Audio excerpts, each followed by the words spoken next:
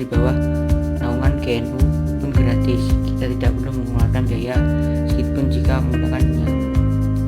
Ini Linux itu berbeda dengan OS Windows yang berlayar, karena untuk menggunakan sistem operasi Windows secara legal biaya hampir 2 juta per tahun, dan itu belum termasuk penggunaan MS Office dan aplikasi lainnya seperti Photoshop, Corel, dan sebagainya. Kemudian cara Linux dikembangkan cikal bakal Linux adalah sistem operasi unik yang dikembangkan oleh Ken Thompson dan Dennis Lipton pada tahun 1969. Ken dan Dennis ini bukan penemu dari bahasa program C, yang mana menjadi dasar dari bahasa programan tingkat tinggi. Kode sumber unik dikembangkan menggunakan bahasa C sehingga mudah memindahnya ke berbagai plafon. Oleh karena itu unik mendapat respon dan perhatian yang besar. Unik juga mempunyai kekurangan dan kelebihan, yaitu kelebihan Linux: lisensi gratis. Linux merupakan sistem operasi yang dapat digunakan oleh siapa saja dengan gratis. 2. Gunakan kode byte 32 bit. Dengan menggunakan kode menjadi Linux berjalan dengan baik dan minimalisir.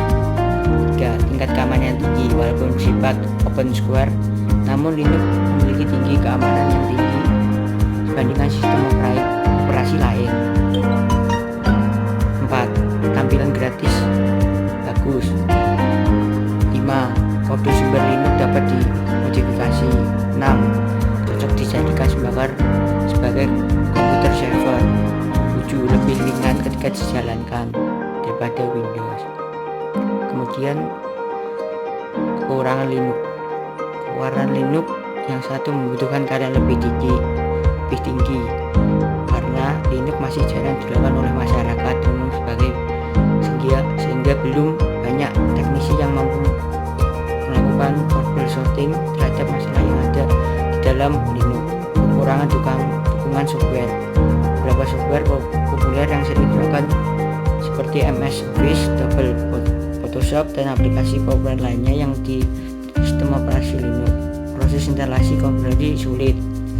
Proses instalasi Linux sedikit lebih sulit dibandingkan Windows, terkecuali pada beberapa distribusi Linux yang ditujukan untuk para pengguna aman, seperti misalnya Linux Mint.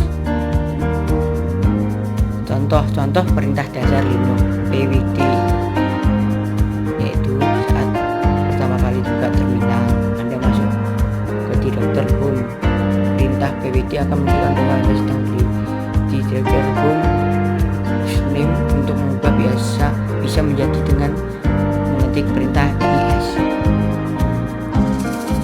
2. is akan menunjukkan yang Anda seperti desktop, dokumen, download, musik, picture, video, dan sebagainya.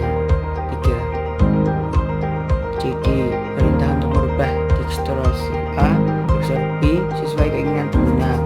Untuk menyalakan, Anda harus melihat folder yang tersedia dengan is, lalu diubah daftar dengan cd.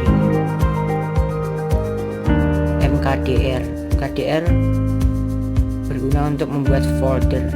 Saat itu juga cara pengguna mkdr sama folder akan otomatis terbuat folder di direktorat tersebut. Pin digunakan untuk membuka teks editor, biasanya jika dilakukan untuk manipulasi atau mengubah dan menambah data. Contoh: pin garis miring etc garis miring apt garis miring support dot list. Di sini akan mengedit response story yang berada di score list. Ini contohnya. 6. History.